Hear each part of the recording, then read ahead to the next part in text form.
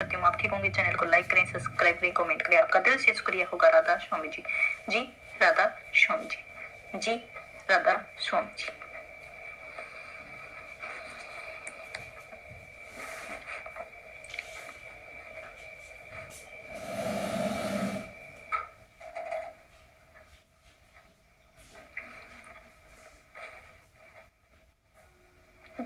Video शुरू करने से पहले मैं फिर से राधा स्वामी बोल देती हूँ। जी राधा स्वामी जी। जी राधा स्वामी जी। जी राधा स्वामी जी। एक बार सतगुरु कबीर साहब से एक प्रश्न पूछा गया। प्रश्न बड़ा ही विलक्षण था। प्रश्न यह था कि जिस शिव को तमोगुणी कहा जाता है, उसी ही शिव का स्थान ब्रह्मा और विष्णु से ऊपर है। यदि वह तमोगुणी है तो उसका स्थान नीचे होना चाहिए। यह क्या भेद है कि जो सतगुणी विष्णु उनका स्थान नीचे और जो तपोगुणी शिव है उसका नाम ऊपर है। आखिर यह माजरा है क्या? कबीर साहब कहते हैं, अपने एक शब्द को ऐसी भ्रम में बेगुरचन भारी में भाई भ्रम जो है ना तुम्हारा, यह बहुत भारी है। यह भ्रम तुम्हारे अंदर जिन लोगों ने डाला हुआ है वह भ्रम निकाल लो। तुम्हें किसने कहा है कि दिया कि जो शिव है वह भांग धतूरा इन चीजों को ही खाते हैं, वो त्रिगुणी का अलग भाव है। तो लोग उस भाव को समझ ही नहीं पाते हैं और इसलिए लोग कहते हैं, अरे जो कुछ भी नहीं खाता उसको शिव खाते हैं। भांग हो, धतूरा हो, कुछ भी हो, आंख हो, पेड़ के पत्ते हो, बेल पत्र हो, सब कुछ शिवलिंग पर चढ़ा दो। यह सब कुछ केवल और केवल अपनी शांति के लिए है। कबीर साहिब कहते हैं कि भाई, जिस प्रकार मकान के अंदर कोई व्यक्ति रहता है, मकान बनता है कि नहीं, वह उसमें रहता है। कबीर साहिब एक दुआ कहते हैं कि उस साखी में क्या कहते हैं कि साहब कहते हैं कि वाणी तो पानी भरे, चारों वेद मंजूर, और करनी तो गारा करी, रहनी के घर धूर। तो भाई, जो वाणी है कहीं जाती है, जो साखी है शब्द है कहे जाते हैं, यह पानी भी भरते हैं। इनमें सारा सत्य नहीं जाना जा सकता है। और जो वेद हैं, यह चार वेदों को तो मजदूर है, और जो करनी है तुम्हारी, जो लोग कहते हैं ना कि बोलो मत, कथो नहीं कर्म करो, करनी करो। कबीर साहब ने कहा है कि वह अपनी करनी तो गारा करते हैं, और गारा अर्थात आजकल जी सीमेंट से चिनाई होती है, मकान बनते हैं। तो पहले ये मिट्टी मकान नहीं बनाया करते थे, तो मिट्टी की चुनाई से होता था। तो पहले गारा बनाया करते थे, कई जगह तो तगार भी कहते थे। उसे गारा भी अच्छी तरह से पानी में डालो और उसको गला जाता है और वह गार तैयार हो जाती है। कहते हैं कि गार उसे रहने और घर दूर में रहने दो। और बड़ी दूर की बात है कि इसका भावार्थ क्या है। इसका भावार्थ यह है कि जो वाणी ना, जब भी किसी व्यक्ति को उस परमात्मा के चरणों में शरण में रहना, और सबसे पहले तो उसे क्या करना होगा, जो उसकी वाणी है उस वाणी को मीठा बनाना होगा, उस वाणी को सरल और शुद्ध बनाना होगा। जब उसकी वाणी सरल और शुद्ध बनेगी तो उसके जब वह संतों की वाणी पढ़ेगा तो उसका हृदय शुद्ध होता जाएगा। जैसे वह बाहर बोलता है वैसे अंदर भी होना चाहिए।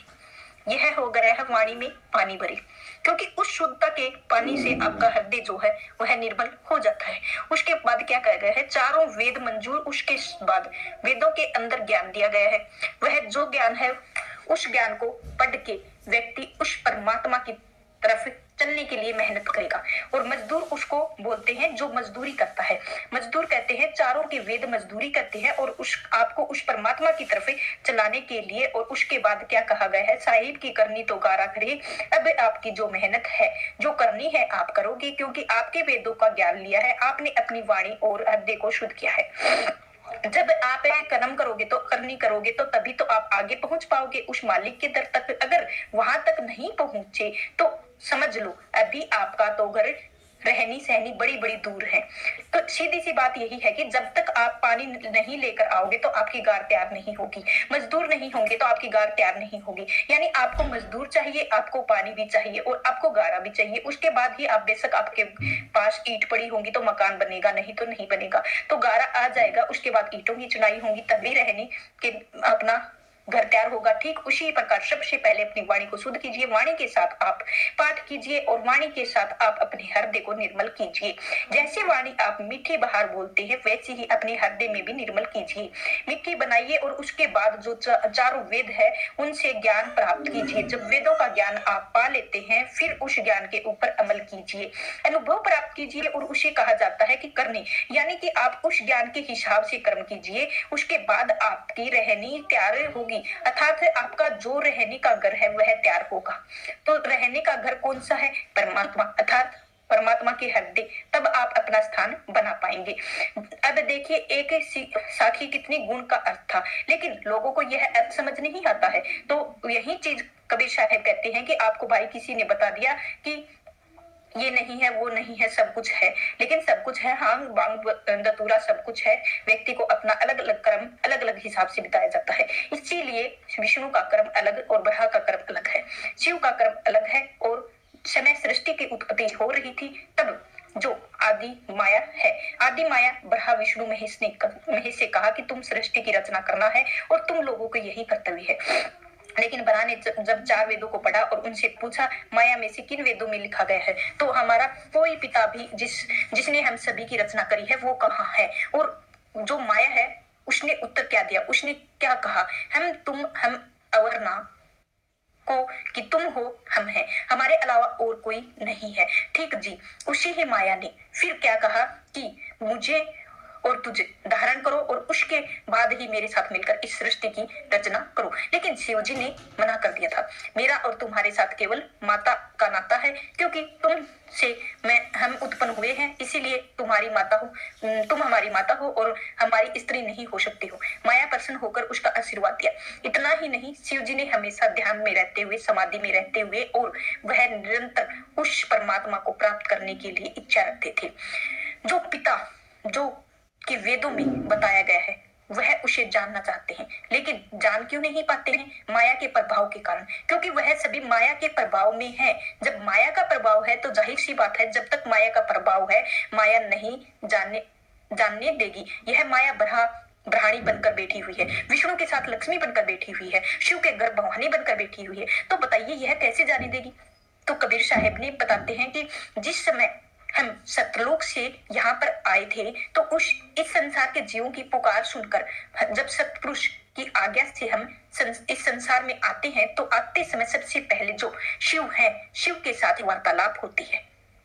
तो इन्हीं शिव को इनको कहा जाता है और तमोगुणी के साथ कबीर साहब ने वार्ता होती है और कबीर साहब उन्हें ज्ञान देते हैं कि उनको जीवन के 5 रहस्य बताते हैं। कौन से थे वो रहस्य? वही रहस्य थे जो भगवान शिव ने फिर बाद में और देवी पार्वती के समय समय बताए हैं और उन्हें ज्ञान के और बातें भी बताई हैं। इसी प्रकार जो राम जी हैं जब गए थे वनवास तो उन राम जन्म की जो कथा थी, राम कथा, वो शिव जी और माता सती को बताई थी। लेकिन जो कबीर साहिब के ज्ञान दिया था और कबीर साहिब ने जो ज्ञान दिया था उस ज्ञान को शिव ने ग्रहण किया था और उनको क्या नाम दिया था? उनको मंत्र दिया था। कबीर साहिब ने क्या दिया था?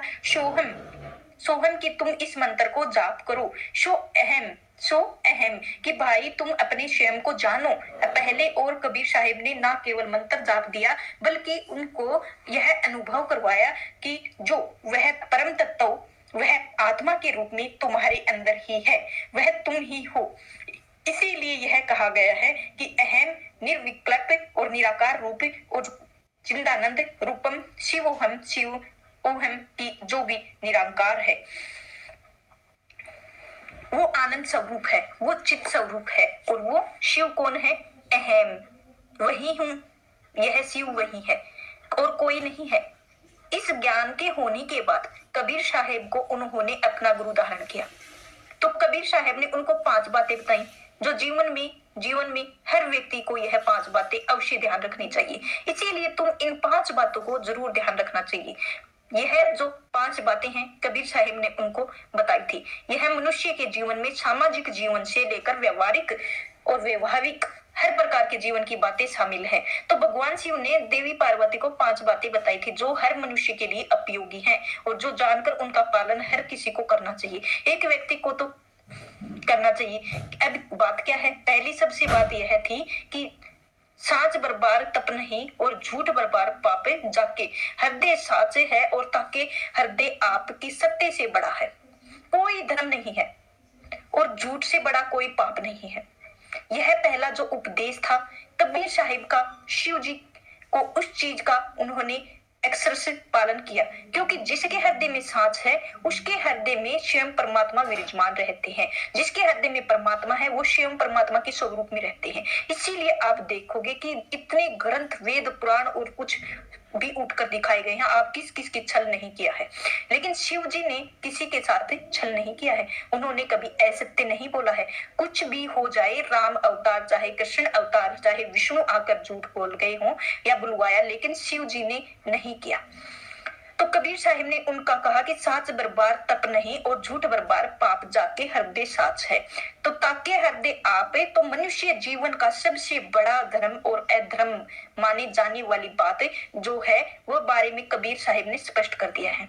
तो मनुष्य के लिए सबसे बड़ा धर्म है सत्य बोलना, सत्य के साथ देना, और सबसे बड़ा अधर्म है असत्य बोलना और असत्य का साथ देना। इसीलिए हर किसी को अपने मन और अपनी बातों और अपने कर्मों से हमेशा उन्हीं को शामिल करना चाहिए जिसमें सच्चाई हो, क्योंकि इससे बड़ा कोई धर्म नहीं है। असत्य कहना या किसी तरह से झूठ का साथ देना मनुष्य की बर्बादी का कारण बन सकता है। एक झूठ को छुपाने के लिए हजार झूठे बोले जाते हैं, लेकिन सत्य भी उभर कर सामने आ ही जाता है। दूसरी चीज थी यह थी कि मनुष्य अपने हर काम का साक्षी यानी कि गवाह खुद ही बनना चाहिए। मनुष्य को यह पता होना चाहिए कि वह कर्म कर रहा है, वह भाव कर्म ना करे, वह साक्षी भाव से कर्म करे, ना कुछ करे ना कुछ कर सके, ना करने जोगे शरीर, जो कुछ किया सो तू किया, भयो कबीर कबीर, कि जगह जगह केवल तुम्हारा ही नाम होगा। यदि कबीर कुछ करता है तो कबीर कुछ करने लायक नहीं है, ना कबीर कुछ कर सकता है तो कुछ कर सकता है। परमात्मा ही करता है, सब कुछ परमात्मा ही करता है और उसका ही करता है, वही ही हुआ है। वह बात दूसरी है और उसने हर जगह अपनी वाहवाही, हर जगह प्रशंसा कबीर करवा दी है। कहने का भाव यह है कि जो तुम कर्म करते हो उसमें सब कुछ ईश्वर के प्रति समर्पण करते जाओ। जो परमात्मा की प्रेरणा और आदेश है वह सत्य कर्म करो, केवल निष्काम भाव से करो, अपने भाव से मत करो। कभी भी यह नहीं करना चाहिए कि भाई कोई देख रहा है तो अच्छे कर्म करो, कोई नहीं देख रहा। हम बुरे कर्म करेंगे तो कबीर साहिब कहते हैं अपने कर्म का स्वयं गवाह बनोगे, फिर चाहे वह अच्छा कर्म हो चाहे बुरा कर्म हो। अगर तुमने बुरा किया है तो उसकी गवाही बनो, हाँ मैंने यह बुरा कर्म किया है। अगर यह बुरा किया है तो उससे सीख लो, क्योंकि जो कर्म हो चुका है तो उसके लिए तुम केवल पश्चाताप कर सकते हो, क्योंकि एक कर्म के फल को कहते हैं और वह धुल भी जाता है, लेकिन वह पश्चाताप तभी आपके हृदय में पीड़ा उठती हो तभी धुल सकता है। यदि आप यह सोचो कि मैंने गलत कर दिया तो इस प्रकार से सोचने से कुछ नहीं होता है। इसलिए बुरा कर्म करते समय देखो कि जो कर्म कर रहा हूँ यही मेरा गलत है। जैसे मैं तुम्हें आभास हो वह बुरा कर्म कर रहा हूँ, उससे पीछे हट जाऊं और कभी भी यह नहीं सोचना चाहिए कि व्यक्ति उसके कर्मों का कोई देख रहा नहीं है, सब देख रहे हैं। कई लोगों के मन में गलत काम करते समय भाव के मन होता है कि कोई नहीं देख रहा है, नहीं, इसी वजह से बिना किसी डर के पाप के कर्म करते चले जाते हैं। लेकिन सच्चाई तो यह है कि एक घटना बताते हैं। जब भगवान बुद्ध के पास दो व्यक्ति आते हैं उनके शिष्य बनने के लिए, भगवान बुद्ध उनको दो तोते देते हैं और इन तोतों को लेकर आओ और वहां पर उनको मार के आना जहां कोई देख ना रहा हो। एक व्यक्ति जाता है और देखता है इधर उधर कोई नहीं देख रहा है, तोते की गर्दन मरोड़ कर आ जाता है। दूसरा व्यक्ति जाता है लेकिन वह इधर उधर देखता है और उसने काफी देर तक इधर उधर देखने और घूमने के बाद फिर भी वह वापस आ गया। तो जब बुद्ध ने पूछा कि दोनों से, हाँ भाई कौन कौन तुम दोनों में किसने मारा, तो एक कहता है कि मैंने मारा। बोला मैंने जहां जाकर मारा वहां कोई नहीं देख रहा था। तो बोले ठीक है। बोले भाई मैंने तो तुम्हें भी आज्ञा दी थी, तुमने मेरी आज्ञा का पालन क्यों नहीं किया। तो वे दोनों तो थे ही, वास्तव में नकली थे, लेकिन प्रतीत ऐसे हो रहे थे मानो असली हो। बहुत सी चीजें आपको ऐसी होंगी जो एकदम ऐसे लगेंगी कि बस अभी बोल बतंगड़। और इतनी जीवंत बुद्ध ने जब उससे यह प्रश्न किया तो दूसरे व्यक्ति ने कहा कि भगवान मैं क्या करूं, मुझे कोई ऐसी जगह नहीं दिखी जहां पर कोई मुझे ना दिख रहा हो। जहां भी देखूं तीनों लोग ईश्वर अवश्य देख रहे थे। बुद्ध ने पूछा कि कौन सी तीन? उस व्यक्ति ने जवाब दिया, सबसे पहला यह निर्जीव बेचारा तोता। इसकी आंखों में मुझे करुणा दिखाई दी। मुझे लग रहा था कि चाहे मुझे कोई देख रहा हो लेकिन नहीं देख रहा हो, तोता देख रहा है। जिसे मैं मारने वाला हूँ उसके मन में क्या चल रहा होगा। दूसरा, मैं स्वयं, मेरा मन तो जानता ही है कि मैंने किसी तोते को मारा है और मैं इस प्रकार से पाप नहीं कर सकता। बुद्ध ने पूछा, तीसरा कौन? तो बोला, उस व्यक्ति ने कहा कि तीसरी प्रकृति के अंदर समाया हुआ परमात्मा कण कण में, जहां भी जाऊं, जहां नदी चाहे वृक्ष हो पौधे, लेकिन मुझे देख रहे थे। इन तीनों में से बच नहीं पाऊंगा, इसीलिए इसे वापस में ले आया और बुद्ध उसे पहले व्यक्ति को भगा दिया। केवल उसी को वास्तव सत्य दिखाता है। जो परोपकारी है, दयावान है, कर्म करते हैं व्यक्ति यही देखते हैं। सत्य क्या है, असत्य क्या है, केवल वही अधिकारी है। ज्ञान का तो यही चीज कबीर साहिब कहते हैं कि यह मत देख, सोचा नहीं कोई तुम्हें देख नहीं रहा है। तुम स्वयं अपने गवाह बनो। जिस प्रकार व्यक्ति गवाह बना कि कोई देख ना देखे, लेकिन मुझे पता है ना, मैं तोते को मारा है या नहीं मारा है, पाप किया है या नहीं किया है। यदि इसी प्रकार से हम भाव में, स्वयं में, कर्मों में साक्षी भाव से मन में रखेंगे तो अपने आप ही तुम्हारे मन से पाप करने के भाव चले जाएंगे। कोई भी पाप करने से तुम स्वयं ही खुद को रोक लोगे। इसके बाद कबीर साहिब ने तीसरी बात जो बताई शिव को, यह तीसरी बात जो आगे फिर शिव जी और ने माता पार्वती को बताई कि किसी ने मनुष्य को मन, वाणी और कर्म के द्वारा पाप की इच्छा नहीं करनी चाहिए, क्योंकि सबसे पहले व्यक्ति जो भी कर्म करता है, पहले वह विचार उसके मन में आता है, तो उसके बाद ही वह वाणी के द्वारा बोलता है। उस पाप को, उस विचार को और फिर विचार को अपने शरीर के द्वारा कर्मों और उसे प्रतिपादित करता है। किसी भी व्यक्ति को मनुष्य जैसा भी कर्म करता है वैसा ही फल भोगना पड़ता है। तो इसीलिए मनुष्य को अपने मन में कोई भी ऐसी बात नहीं है जो धर्म ग्रंथों के अनुसार पाप मानी जाए। ना तो अपने मुंह से कोई ऐसी बात निकालनी चाहिए और ना ही ऐसा कोई काम करना चाहिए कि जिससे दूसरों का कोई परेशानी या दुख पहुंचे। पाप कर्म करने से मनुष्य को नाश हैं, बल्कि उन्हें मृत्यु के बाद भी अनेकों योनियों में जाकर उनका दंड भोगना पड़ता है। मरने के बाद भी नरक यातनाएं झेलनी पड़ती हैं। इसीलिए व्यक्ति को कभी भी ऐसी इच्छा नहीं करनी चाहिए अपने मन में जिससे कोई भी पाप होता है। उसके बाद शिव जी पूछते हैं कबीर साहिब से कि व्यक्ति जो यह सारे कर्म न करने के बाद जब भक्ति में सफल होना हो तो उस क्या करना चाहिए। तो उसे कबीर साहिब बताते हैं कि संसार में चाहे व्यक्ति भक्ति में चले जाए, चाहे वह व्यक्ति सांसारिक किसी उन्नति को प्राप्त करना चाहे, लेकिन उसको यह सब कुछ प्राप्त करने के लिए केवल एक ही चीज रखनी चाहिए, वह है अनासक्ति। संसार में हर मनुष्य को, किसी न किसी मनुष्य को वस्तु या परिस्थितियों से आसक्ति नहीं होनी चाहिए, लगाव नहीं होना चाहिए, क्योंकि जो आसक्ति और लगाव होता है वह लगाव और मोह यह ऐसा जाल है जिससे छूट पाना बहुत ही मुश्किल होता है। भविष्य में तुम देखोगे कि इस सृष्टि में लोग अपने मोह के कारण स्वयं अपना विनाश कर लेंगे।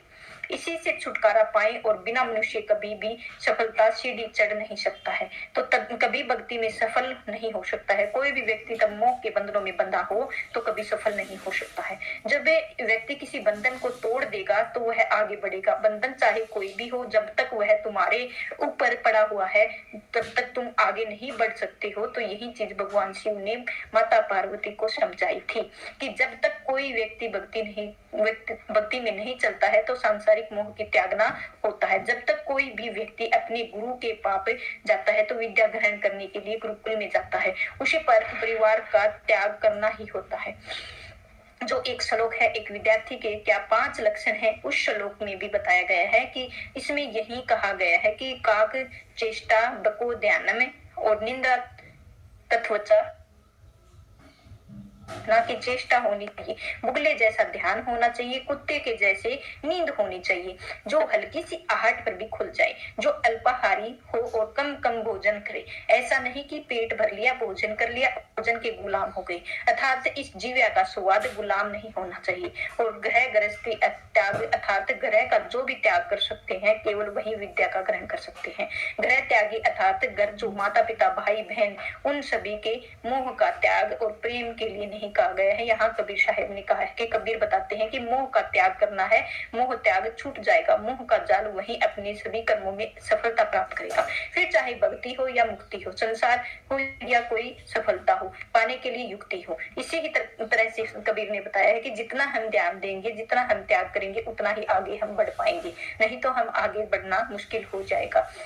इसके बाद कबीर साहिब शिव जी की अंतिम बात बताते हुए इस संसार में आने से पहले वह अंतिम बात क्या थी? वह अंतिम बात यह थी कि व्यक्ति अपने सभी जो वासनाएं हैं, जो कामनाएं हैं, वह तृष्णाएं हैं, उन सभी को छोड़ना होगा। तो यह जो चेतावनी है, यह चेतावनी तौर पर लेनी चाहिए। और यह बात मनुष्य की तृष्णा यानी जो भी इच्छाएं हैं, उससे बड़ा कोई दुख नहीं होता है। इन्हें छोड़ देने से बड़ा कोई सुख नहीं होता है, क्योंकि मनुष्य को जो दुख होता है या सुख होता है, सब कुछ इसीलिए होता है क्योंकि उसकी इच्छाएं कामनाएं हैं। यदि इच्छाओं की पूर्ति हुई तो खुश, यदि इच्छाओं की पूर्ति नहीं हुई तो दुख। लेकिन अगर देखा जाए तो इच्छाओं की पूर्ति वास्तव में सुख नहीं देती है, क्योंकि यही इच्छाओं की पूर्ति होती है, नई इच्छाएं जन्म ले लेती हैं। नई इच्छाएं पुरानी इच्छाओं से अधिक बलवंती होती हैं, अधिक बड़ी होती हैं, और व्यक्ति उन इच्छाओं को करता रहता है, लेकिन वह प्राप्त नहीं कर पाता है उन चीजों को, वे इच्छाएं जो वह पूरी नहीं हो पाती है। अंत में केवल दुख ही मिलता है। जो इच्छाएं उनका त्याग करो, और मनुष्य का अपने मन में वश नहीं होता है, इसीलिए मनुष्य कष्ट में है। यदि वह मन को अपने वश में कर ले तो वह बहुत सी अनावश्यक इच्छाएं होती हैं, वो समाप्त हो सकती हैं। यही इच्छाएं मनुष्य के दुखों का कारण बनती हैं।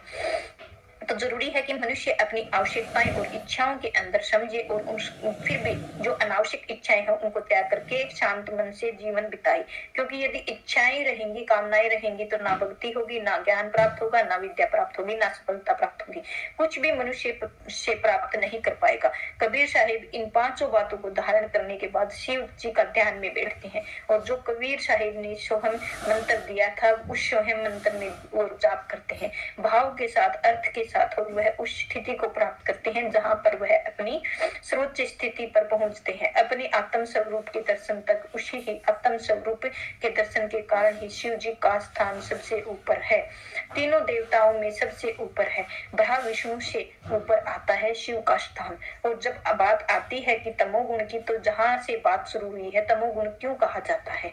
क्योंकि जो तमोगुण है, रजोगुण है, और रज का अर्थात होता है क्रिया। जब भी कोई क्रिया होती है तो उसे कहा जाता है रज।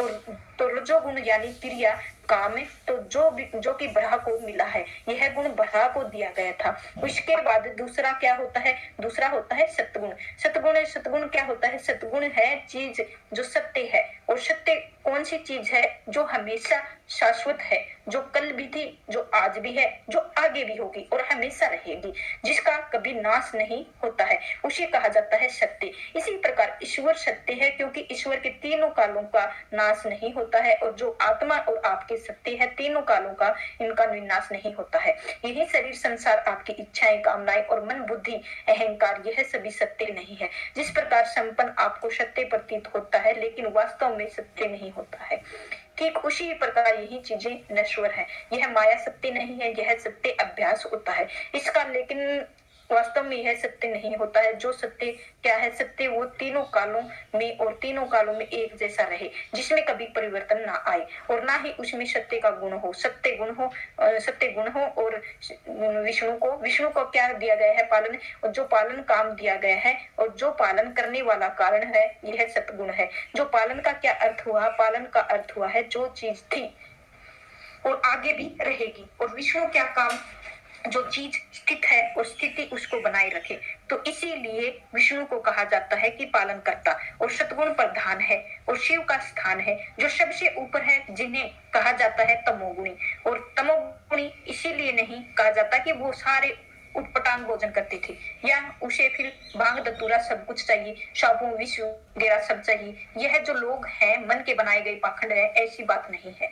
शिव ने तो स्वयं हलाहल का पान किया था, तो क्या हुआ था? तमोगुण कहलाता है। जिस प्रकार ताम माने अधिकार, अंधकार, लेकिन वही तम का दूसरा अर्थ है कि तम का अर्थ होता है शांति, ठीक, यानी कि जिसमें कुछ भी ना हो। जैसे रात हो जाती है तो क्या होता है? सूरज छिप जाता है, सब लोग सो जाते हैं, तो जब दिन लोग गए तो एकदम से सन्नाटा होता है। तो एकदम शांति होती है, यानी कि जब वे केवल शांति और शांति ही हो, उसे कहा जाता है तमोगुण। इसीलिए शिव केवल तमोगुणी है, क्योंकि हमेशा ध्यान में रहते थे। उनका मन शांत है और उनका स्थान हृदय में है। जब कोई व्यक्ति जब किसी क्रियाशील में रहता है तो इधर उधर उछल कूद करता है, लेकिन जब व्यक्ति हृदय बंद हो जाता है तब वो कहते हैं कि बोले भाई यह संत हो गया है, संत हो गया है, तमोगुण हो गया है। यानी जब तक अपने हृदय में कमल तक पहुंचते हैं तब तक अपनी आत्मा का स्वरूप पहचानने लगते हैं, आपको मिलते हैं और असीम शांति मिलती है, जिसके नीचे कोई शांति नहीं है आपके पास जब तक आप केवल भटकते हैं। और क्योंकि आपको अपने स्वरूप का ज्ञान नहीं है, आपके हृदय में आपकी निवास स्थान है और आप अपनी आत्मा को जानते हैं, पहचानते हैं और आपकी शांति मिलती है। जिस प्रकार जल जब तक हिलता डुलता रहेगा आप उसी में अपना परछाई नहीं देख पाते हैं, लेकिन जल शांत हो जाता है तो आप उसी में अपनी परछाई को देख पाते हैं। और उस जल के अंदर क्या क्या गिरा हुआ है, अंदर तलहटी पर क्या क्या बैठा हुआ है, और वह सब कुछ आप देख लेते हैं, तब वास्तव में शांति आपको दिखाई देती है।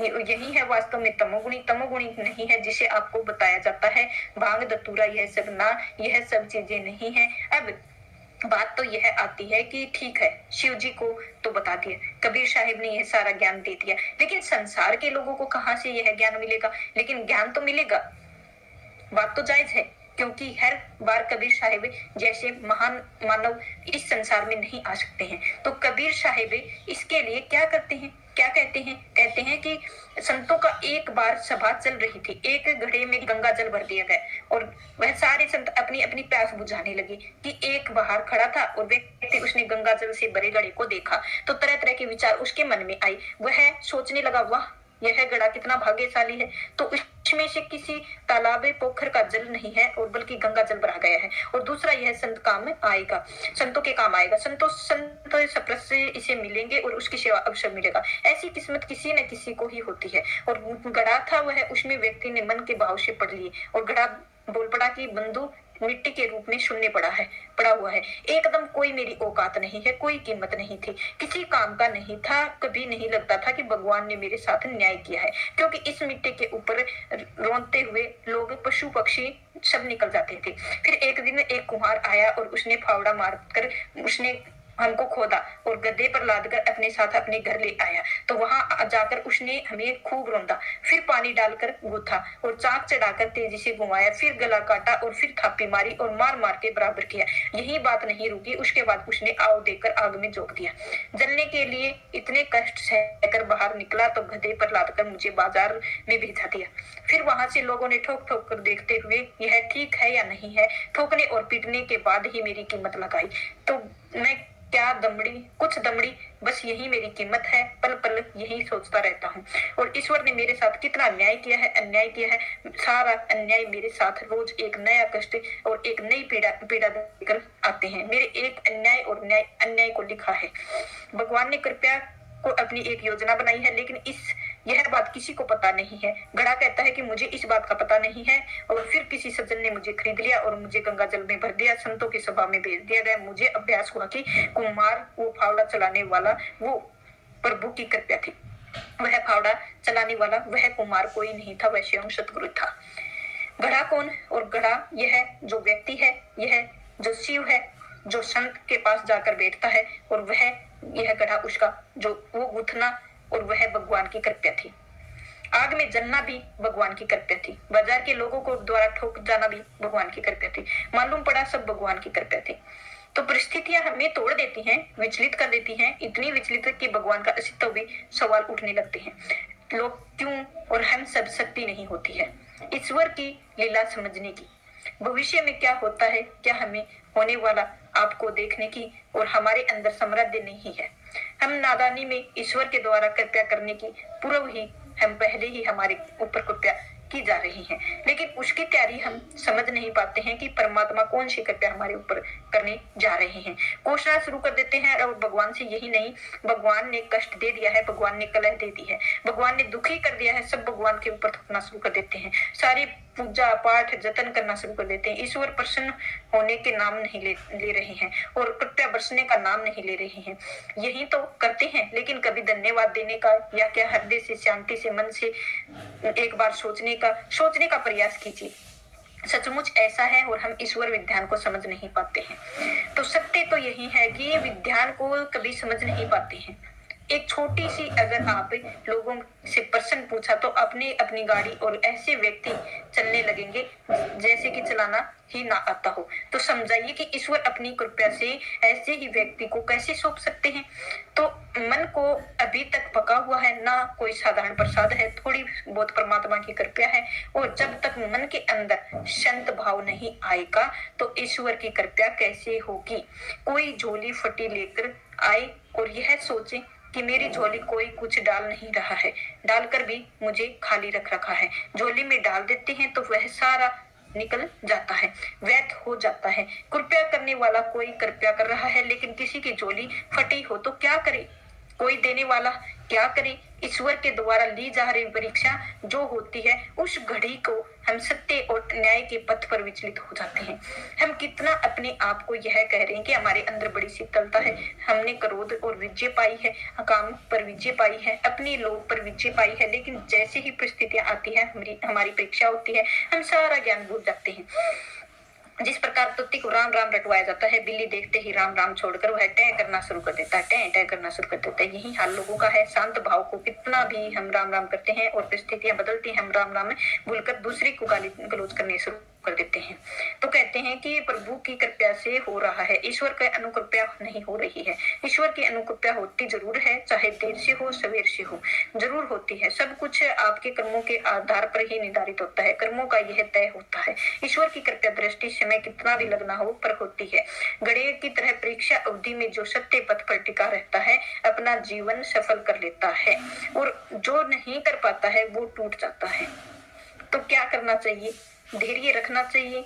इंसान है तो उसका टूटना स्वाभाविक है, तो टूटे नहीं उसके लिए क्या करें? इसके लिए एक ही मार्ग है, धीरज रखिए और संतोष रखिए। जो प्राप्त है वही विपर्याप्त है। यही सोचना चाहिए कि दो और ईश्वर को हमेशा धन्यवाद आपको दिया जा रहा है और आपके लायक है, क्योंकि हो सकता है कि आने वाले समय में आपको पता ही नहीं कितना मिलना है और आप किस चीज के लिए मालिक के बनने वाले हैं। केवल परमात्मा जानता है, और जिस दिन सोचना शुरू कर दोगे उस दिन आत्मिक आनंद मिलना शुरू हो जाएगा। किसी भी मनुष्य को यह बात बताई जाए कि आज 3 महीने के बाद तुम्हारी मृत्यु हो जाएगी, तो 3 महीने तक आप तिल तिल करके मरोगे। यह पता है कि मेरी मृत्यु इस तारीख को होनी है, जैसे जैसे मेरी नजदीक आएगी रोजाना मरता जाऊंगा। लेकिन जब तक उसे नहीं पता है तब तक सारे सुख भोगेगा, आनंद से जाएगा और आनंद से जिएगा। इसलिए व्यक्ति दुखी ना हो, परेशान ना हो, और परमात्मा के लिए यह भविष्य किसी को नहीं बताते हैं, लेकिन वह हमेशा आपके अच्छे के लिए ही लोग रहते हैं। आपके जीवन में कष्ट है, हो सकता है यह भविष्य में कुछ अच्छा करने के लिए भी। जब तक तुलसीदास अपनी पत्नी के पास पहुंचते हैं, रत्ना के पास पहुंचे, तो उसने क्या कहा? उनकी पत्नी ने, उनकी जितनी भी प्रीति तुम्हारी मेरी और चमड़ी में है और इस देह में, इतनी अगर श्री राम के चरणों में होती तो आज तुम भवसागर को पार हो गई होती। एक कटाक्ष उनकी आंख खोल देने के लिए काफी था। यदि कटाक्ष ना किया गया होता तो जिस तुलसीदास ने आप जानते हो वह राम दौलत ही बनकर रह जाते, तुलसीदास नहीं बन पाते। इसीलिए हो रहा है कि उसे होने दो, और वो आपके लिए अच्छे के लिए हो रहा। आपको पकाने के लिए आज भी अगर आपको पकाया जा रहा है तो अग्नि में भट्टी और पकाया जा रहा है, परीक्षाओं की भट्टी इसीलिए है ताकि आप आगे चलकर अपनी कीमत का पता लगा सको। सोनों के तपाओगे नहीं तो कुंदन नहीं बनेंगे, यदि मटके को पकाओगे नहीं तो कच्चा रहेगा। इसीलिए तपना तो पड़ेगा। औजार तभी बनता है जब लोहे की भट्टी में पिघला जाता है, तो उसको आकर दिया जाता है और लोहा भट्टी में तपा और वहां जंग कि वह समाप्त हो जाता है। इसीलिए परमात्मा हर हाल में धन्यवाद दो, जो कबीर साहब ने 5 गुणों में बताया है, और 5 ज्ञान दिए हैं शिव जी के बाद। मैं शिव को और माता पार्वती को बताए हुए उन पर हमेशा जीवन पर अमल करना है और याद रखना है। अपने आप में सारे आपसे दूर रहेंगे और भक्ति मार्ग में स्वयं आपके लिए प्रस्त रहेंगे। इसीलिए केवल भक्ति मार्ग और बल्कि संसार में जो भी चीज है आपको सफलता प्राप्त करना चाहिए उसमें आप सफल हो जाओगे। परमात्मा आप सभी का कल्याण करेंगे। राधा स्वामी जी। जी राधा स्वामी जी। आज का सत्संग इधर ही समाप्त होता है। आपका दिल से शुक्रिया है राधा स्वामी जी। चैनल को लाइक शेयर सब्सक्राइब जरूर करें। आपका दिल से शुक्रिया रहेगा राधा स्वामी जी। जी राधा स्वामी जी। कमेंट में राधा स्वामी जरूर लिखें। आपको कितना अच्छा लगा जरूर बताएं, और कितना नहीं लगा, कोई कमी हो तो आप जरूर बताएं, और कमेंट में राधा स्वामी जरूर लिखें। जी राधा स्वामी जी।